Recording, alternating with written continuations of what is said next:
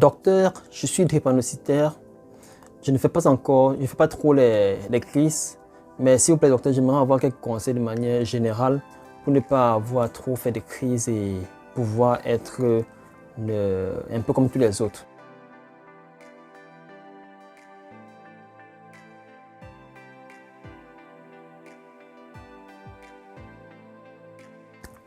Alors, récemment, il y a un patient qui m'a consulté pour avoir mon avis et quelques conseils, surtout sur les crises drépanocytaires.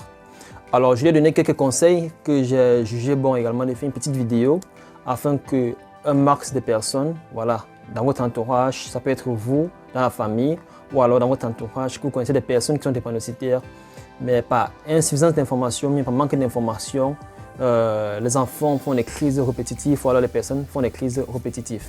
Alors, voici quelques conseils que je vais vous donner et que j'ai donné également à ce patient.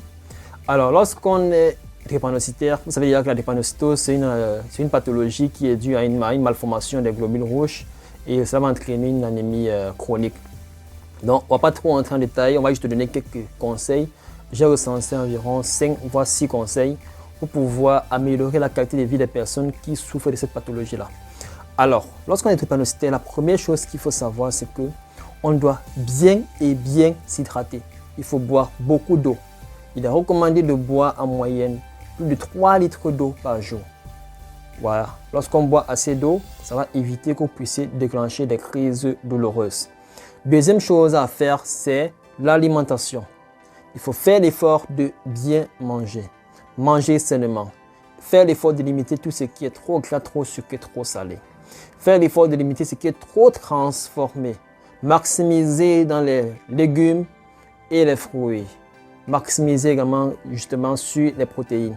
Ce sont les éléments qui sont riches en fer et en protéines qui sont très bons pour ces personnes-là. Troisième chose, c'est qu'il ne faut jamais manquer d'oxygène. Faites l'effort d'être toujours dans des endroits assez aérés, dans les endroits où vous allez avoir un maximum d'oxygène. Et accompagné de cela, il ne faut pas également faire des efforts trop intenses.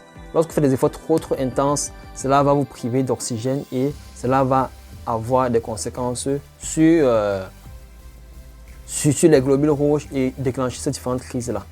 Autre chose, c'est qu'il faut éviter les extrêmes. Quand il y a les extrêmes, c'est quoi? C'est le froid, surtout le froid et la chaleur. Il faut éviter les endroits trop froids et les endroits trop chauds. Cinquième chose, il faut avoir une activité physique régulière, pas trop intense parce qu'il ne faut pas trop se fatiguer. Lorsque vous fatiguez beaucoup, les articulations vont en souffrir. Et la dernière chose, c'est qu'il faut bien se reposer et limiter tout ce qui est le stress. Le stress inutile, il faut vraiment faire l'effort de le réduire. Il faut bien se reposer comme il le faut. Donc, je le répète, les 6 éléments à bien gérer pour pouvoir améliorer cela. Première des choses, bien s'hydrater. Deuxième des choses, bien s'alimenter. Troisième, ne jamais manquer d'oxygène. Quatrième, avoir une activité physique régulière, mais pas trop au point de se fatiguer.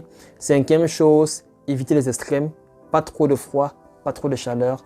Et dernière chose, c'est qu'il faut se reposer assez et limiter autant que possible le stress. Donc là sont quelques conseils de manière générale qui vont améliorer la qualité de vie des personnes qui sont drépanocytaires et pouvoir limiter les récidives des crises. C'était tout pour la capsule de ce jour. Portez-vous bien, partagez autour de vous. Et si c'est la première fois que vous avez sur cette chaîne, n'oubliez surtout pas de vous abonner, de cliquer sur la cloche de notification afin de ne rater aucun de nos contenus. Portez-vous bien et rendez-vous à la prochaine capsule.